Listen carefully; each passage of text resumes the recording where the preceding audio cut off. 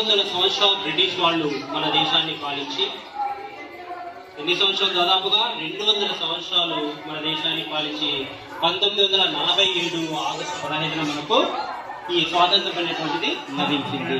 ఈ స్వాతంత్రం అనేటువంటిది ఏదో 1947 ఆగస్టు 15న ఊరికే లభించలేదు.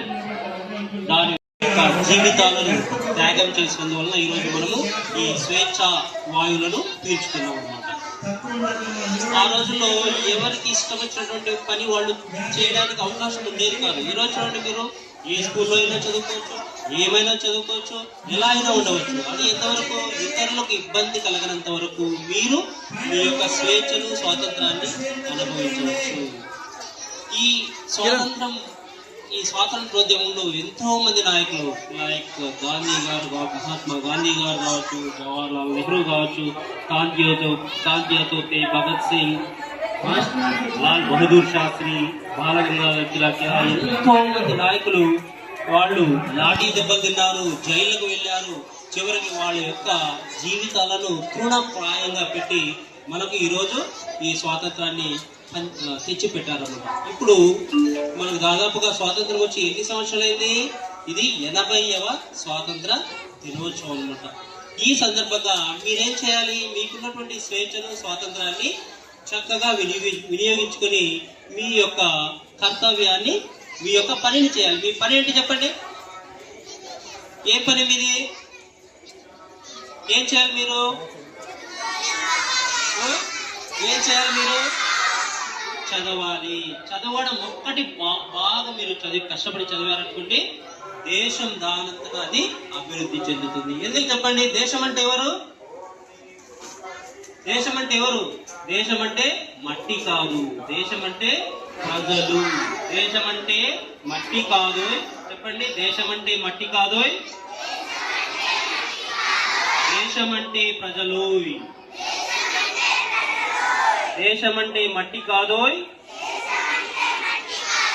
దేశం అంటే ప్రజలోయ్. ఆ ప్రజలంటే ఎవరు?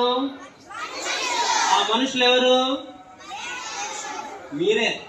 ఓకే, మీరు, మీ అమ్మా నాన్న, మీ బంధువులు అందరూ కూడా మనుషులే.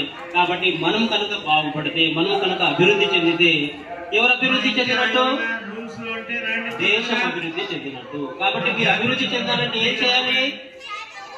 చదువుకోవాలి. మీ కుటుంబంలో మీరొక్కరు బాగా కష్టపడి చదివితే కనుక మీ కుటుంబము ఒక ఉన్నత స్థాయికి వెళ్తుందన్నమాట. ఆ తర్వాత వచ్చేటువంటి మీ పిల్లలు, మీ యొక్క పిల్లలు, వాళ్ళందరూ కూడా చాలా చక్కగా చదివి దేశ ప్రగతికి, దేశ అభివృద్ధిలో వాళ్ళ యొక్క పాత్రను. కాబట్టి మీరు ఏం చేయాలి? మీకున్నటువంటి, మీ ముందున్నటువంటి ఫస్ట్ డ్యూటీ ఏంటి? ఇప్పుడు చదువుకోవడం. బాగా చదువుకోవాలి. అర్థమైందా? బాగా చదువుకోవాలి. అదేవిధంగా మనకు స్వాతంత్రం ఎప్పుడు వచ్చింది చెప్పండి?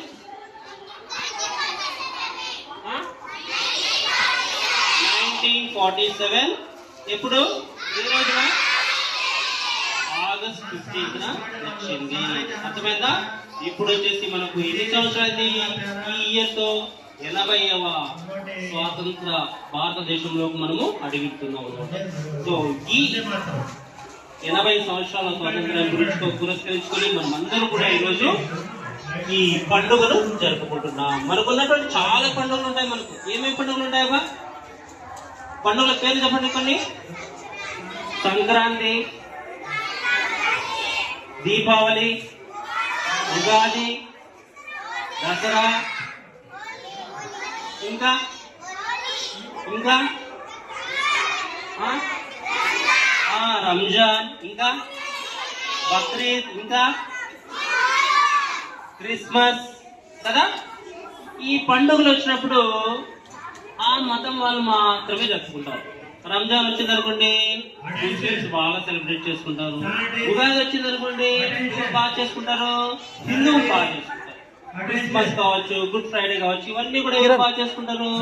క్రిస్టియన్స్ బాగా చేసుకుంటారు. కానీ ఈ 3 మతాల వాళ్ళు కాక భారతదేశంలో ఉన్నటువంటి అన్ని మతాల వాళ్ళు చేస్తున్నటువంటి పండుగలు కొన్ని ఉన్నాయి. ఏమవి? జాతీయ పండుగలు అంటారు వీటిని.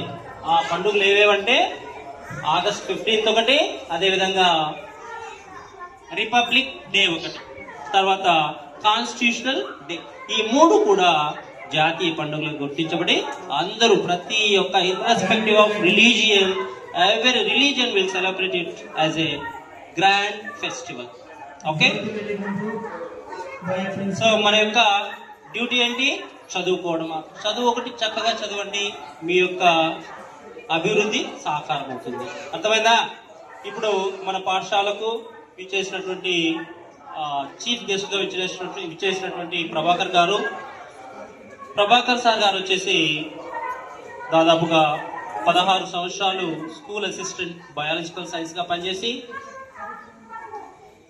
లాస్ట్ ఇయర్ అంటే పోయిన సంవత్సరం సార్ డైట్లో సీనియర్ లెక్చరర్గా అక్కడ వెళ్ళడం జరిగింది. ఇప్పుడు సీనియర్ లెక్చరర్గా డైట్ బుక్కపట్నంలో వాళ్ళు తమ యొక్క విధులను నిర్వర్తిస్తున్నారు.